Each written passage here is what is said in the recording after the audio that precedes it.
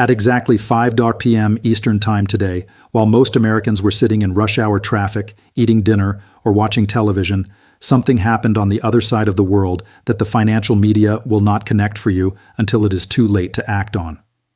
Shanghai opened, and when it opened angry. The Shanghai Futures Exchange, the world's largest physically delivered silver market, the exchange that had been sitting dormant for 9 consecutive days during the Lunar New Year holiday, returned to trading and immediately told the world something that Western paper markets had been pretending was not true for weeks. Physical silver in China is worth significantly more than the number on your screen. Not slightly more, not technically more after accounting for taxes and logistics. Measurably, dramatically, structurally more. While COMEX was printing silver at $87, the physical market in China, the market where real buyers pay real money for real bars of real metal, was pricing at closer to $99, a $10 plus premium over Western spot that screamed one thing louder than any analyst note, any bank forecast, or any CNBC segment ever could: the paper price is a fiction, and the fiction is running out of time. This is AG John OG. This channel has never sold you anything and never will. No courses, no signals, no memberships. Just the map handed to you before everyone else finds out where the road ends. If you are new here, subscribe right now, because what is unfolding in silver right now is the kind of structural market event that gets studied in finance textbooks 20 years after it happens. We are studying it in real time. Let's go. Let me give you the full picture of what you just watched happen at 5:01 p.m. today, because the Shanghai reopening after a 9-day holiday absence was not just a market event. It was a verdict, a court ruling issued in the language of price discovery, with no appeal, no spin, and no interpretation needed from someone with a Bloomberg terminal and a yacht. For 9 days, while the Shanghai Gold Exchange and the Shanghai Futures Exchange were dark for the Lunar New Year, the Western silver market went on its own journey. Silver surged more than 6% on Monday, February 23rd, driven by the geopolitical 1-2 punch of Trump's global 15% tariff implementation and renewed Iran nuclear tension as the 15-day ultimatum entered its final days without resolution. By the time February 24th arrived, silver spot on COMEX was printing at 87.72s. That recovery, from the post-crash lows in the $60 range all the way back to $87, happened entirely without China's participation. The world's largest silver consumer, the exchange that sets the physical tone for the entire Asian market, was offline. And yet silver still ran. That fact alone is critical, because it means the Western buying that drove this rally was not speculative overflow from Chinese momentum. It was genuine safe haven and structural demand coming from investors and institutions in Europe and North America who looked at the landscape and decided silver was cheap. Now Shanghai is back, and the price it opened at tells you everything you need to know and everything the mainstream financial press will not tell you until the damage is already done. When the SHFE printed at levels representing approximately $10 to $12 above what Western spot was showing simultaneously, it confirmed something that the data had been whispering for months and screaming for weeks. Shanghai was not going to come back and accept Western prices as a fair reflection of physical value. Shanghai came back and immediately bid above them, because in China, the people who actually need physical silver in significant quantities have known for some time that the gap between what COMEX says silver is worth and what it actually costs to get a bar of it into your hands has become very, very wide. And it is getting wider every single day that Beijing's export licensing regime runs its quiet, bureaucratic, devastatingly effective operation. Now I need to explain something that most financial content will not explain clearly, because getting this wrong leads to getting everything that follows catastrophically wrong. The Shanghai premium is not just a price difference, it is a distress signal. In a normal functioning global commodities market, price differences between regional exchanges disappear quickly through arbitrage. If silver is cheaper in New York than in Shanghai, traders immediately buy in New York and ship metal to Shanghai, pocketing the spread. That process equalizes prices. The premium compresses. Balance is restored. The global market operates the way every textbook says it should. When the premium persists, when it stays elevated for days, weeks, and months, despite the fact that every sophisticated trading desk on the planet is obviously aware of it, it means the arbitrage is breaking down. It means there is friction so severe, so structural, so deeply embedded in the supply chain that metal cannot move fast enough from west to east to close the gap, and that friction has a very specific name in the current silver market. It is called a structural physical shortage. Not a temporary squeeze, not a speculative anomaly, a structural physical shortage. the kind that does not resolve with a Federal Reserve press conference, a Treasury statement, or a reassuring op-ed in the Financial Times. China controls between 60 and 70% of the world's refined silver supply through its massive refining infrastructure, including 27 accredited silver refineries, more than double any other country on Earth. And on January 1, 2026, exactly 8 weeks ago, Beijing activated a licensing regime for silver exports that reduced the number of companies legally permitted to ship refined silver out of China from hundreds to exactly 44 state-approved enterprises. Not a quota reduction, not a tariff increase, a whitelist. You're either on it or you're not. And approximately 95% of companies that previously participated in global silver export flows are not on it. 95%. Think about what that number means in practice. Think about what it means for every solar panel manufacturer in Germany, every electric vehicle battery producer in South Korea, every AI data center build-out happening across the United States and Europe, every semiconductor fabrication plant that cannot run a single production cycle without silver. This is the rare earth playbook, executed with precision and patience, applied to a metal that the entire global industrial economy cannot function without.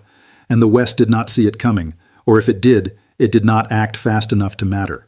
The licensing process adds 2 to 4 weeks of bureaucratic delay to every single export shipment, even for the 44 approved firms. The Ministry of Commerce must approve each individual transaction. This is not a formal quota in the traditional sense. It is an administrative throttle, and it functions with surgical, almost elegant effectiveness because it does not require Beijing to announce how much silver is being restricted. They simply slow the paperwork, the market tightens, the price gap widens. Western manufacturers begin bidding against each other for the same shrinking pool of available inventory. And Beijing does not need to fire a single shot to win this particular battle of the 21st century economic war. The bureaucrats are the weapon. The stamp of approval is the ammunition. Here is the data that makes today's Shanghai opening especially significant, because it did not arrive in a vacuum. Before the Lunar New Year holiday even began, SHFE silver inventories had already fallen to their lowest level in a decade. The exchange shed 31.3 metric tons of silver inventory in a single day on February 8th, leaving total SHFE holdings at 318.54 metric tons.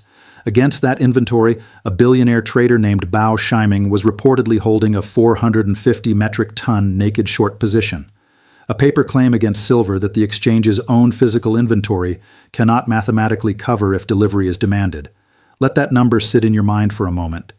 A single short position of 450 metric tons against 318 metric tons of available inventory, in an exchange where contracts are physically delivered, in a market that just reopened after 9 days offline and immediately confirmed that physical demand in China prices silver $10 above Western spot. The SHFE is not an abstract paper market like the version of COMEX that has survived for decades on the promise that most contracts will never result in actual delivery. Every contract that runs to delivery in Shanghai requires actual bars of actual silver to be placed in approved warehouses on a verifiable timeline. There is no cash settlement escape hatch of the kind that COMEX has historically used to manage delivery stress. You either have the metal or you do not, and right now the numbers say the metal is not there. The emperor is not wearing clothes. The warehouse is not filled. The math does not work. And on the first day back from holiday, the market told you exactly that in the only language commodity markets speak fluently: price. Now let me connect this to what is happening simultaneously on the Western side of the equation, because the two stories are not separate narratives running in parallel. They are the same story, told from different time zones, in different currencies, through different market mechanisms, all arriving at the same devastating conclusion at the same moment in history.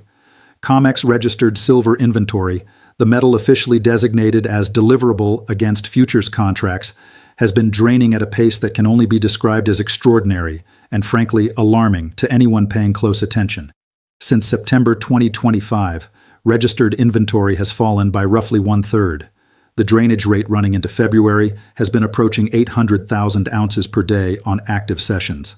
The February contract produced delivery demand that was 7 times the historical January average. 7 times.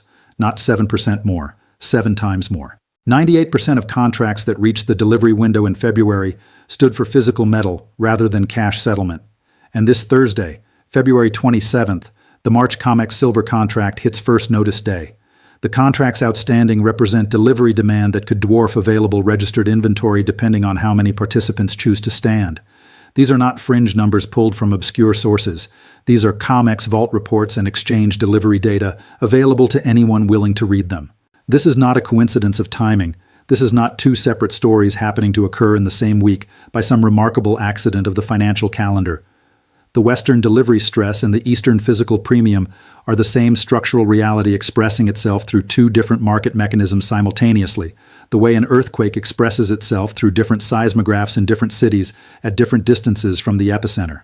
In Shanghai, the shortage appears as a price premium because the exchange is physically delivered, and the price must clear at a level where real metal can actually change hands.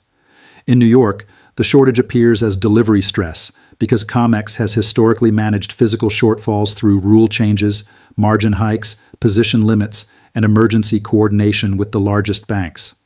But that management is becoming harder with each successive contract cycle. The pressure builds, the cracks spread, and today's Shanghai opening at a $10 plus premium above COMEX is the clearest signal yet that the exchange, which cannot lie because it requires physical metal for every delivery, just told you what silver is actually worth when paper promises are stripped away from the price discovery process. I want to give you the honest counter-argument because this channel exists to make you smarter and more dangerous in markets, not to make you feel validated in beliefs you already hold. The Shanghai premium at the open of a post-holiday session is not always sustained.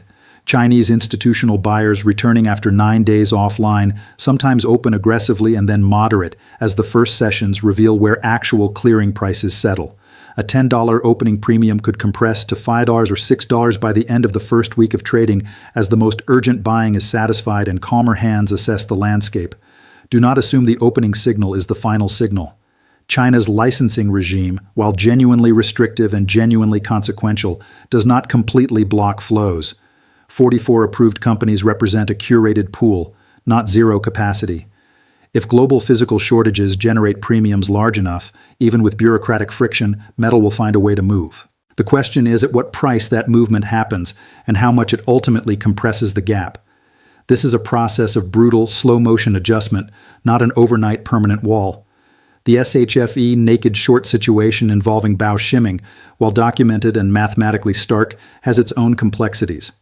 Large short holders in commodity exchanges have access to resolution mechanisms, including negotiated delivery schedule extensions, position transfers, and coordinated buybacks that do not appear in the public data. The position may resolve in ways that are less cinematically dramatic than the raw numbers suggest, as similar situations have resolved, with significant but contained disruptions in prior commodity market cycles.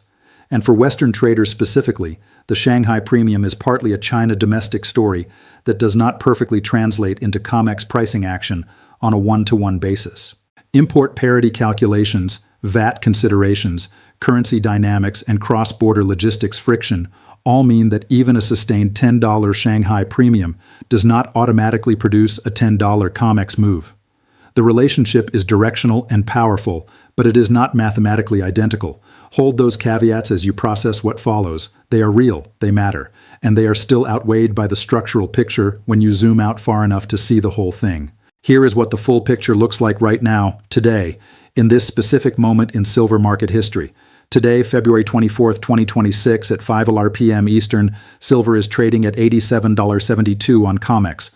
Gold is above $5,100, sustained above $5,000 despite weeks of volatility, anchored by central bank accumulation running at historically elevated levels for the third consecutive year, and by a geopolitical risk premium that the Iran situation has not resolved despite rounds of diplomatic language, back-channel negotiations, and carefully worded statements designed to make nervous markets feel calmer than they should be.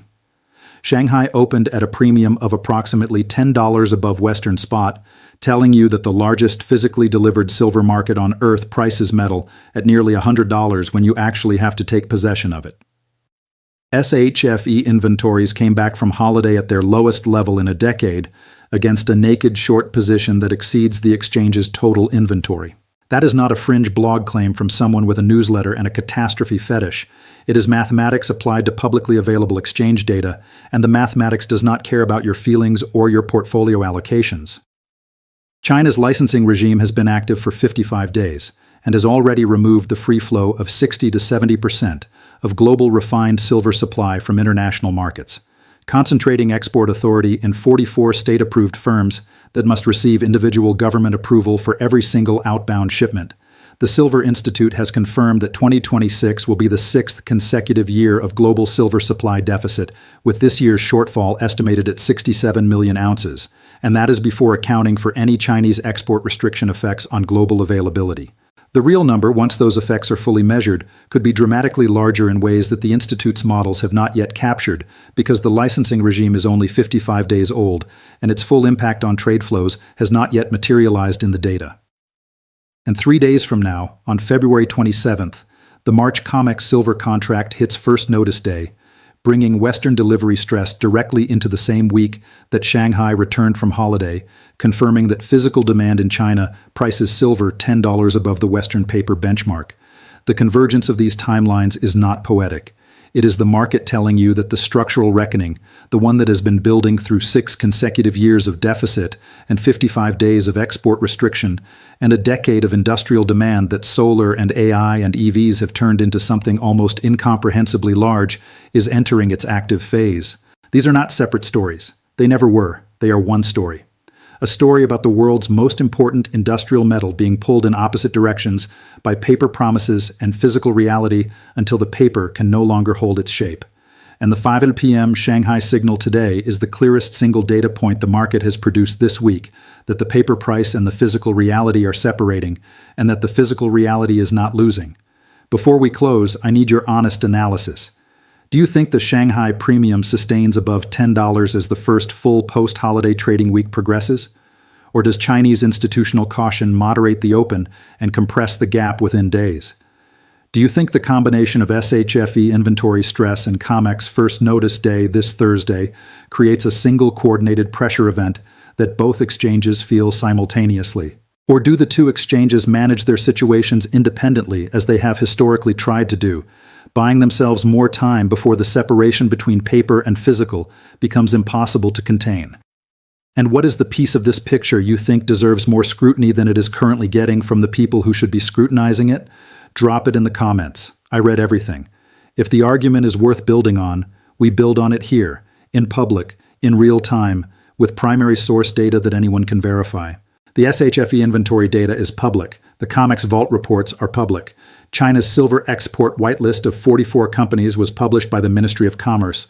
The Silver Institute deficit figures are public. The gold-to-silver ratio chart is available to anyone with an internet connection and enough patience to look at it honestly.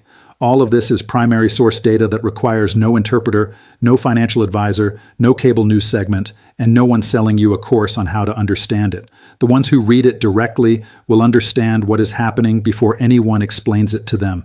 And understanding before the explanation arrives is exactly the only kind of understanding that matters when the gap between paper and physical finally closes. 5 p.m. Shanghai opened. It said what it said. This is financial warfare education, not advice, not signals. Verify everything before you act on anything. Invest with logic, not hype. And the next time someone tells you the silver price on your screen reflects what silver is actually worth, ask them what Shanghai said at 5 o'clock.